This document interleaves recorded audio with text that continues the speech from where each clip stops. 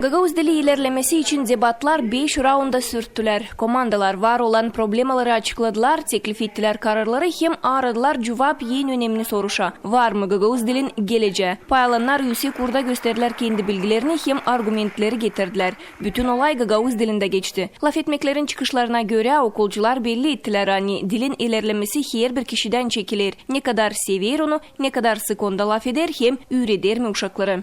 Umutlanırım. Hani biz daha çok böyle toplanacağız. Hani çağıracağız yine köylere, bizim komşularımızın.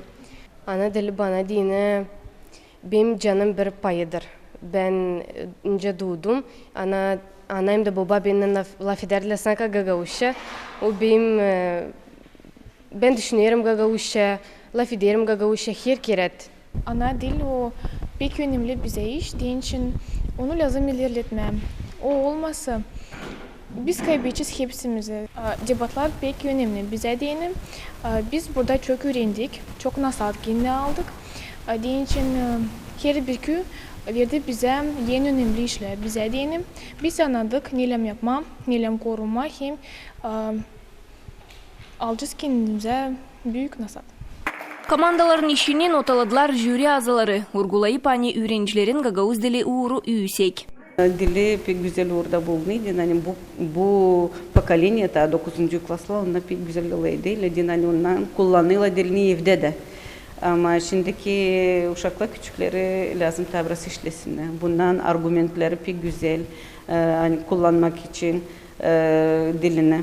Yani koruma onu lazım. Öte orada. Fedor Angel adına gimnaziya başı hem Gagauz dili öğreticisi Nadezhda Koçanjı nişanlıda anne böyle olaylar yardım ederler ilerletmeye Gagauz dilini hem kurma öğrencilerde aktif cümle uğrunu. Biz dostlaştık. Kardeşlandık kendi komşularımızdan, Tomay Gimnaziyasından hem Zaltay Gimnaziyasından. Çok sağ ol diyeyim müdürlere ki katıldılar bu ideye, bu inisiyatifaya. Seviniyorum, hani uşaklar geldiler, o kadar güzel açıkladılar kendi bakışlarını, argumentleyip söylediler. Geldiler güzel çıkışlara, kurdular meraklı adamakları, duaları belli. Hani uşaklar isterler, seviyorlar. Var yüzü, Gagauzluğun yüzü, hangisi koruyucu dilimizi sevinirim. Hani uşaklarımızda var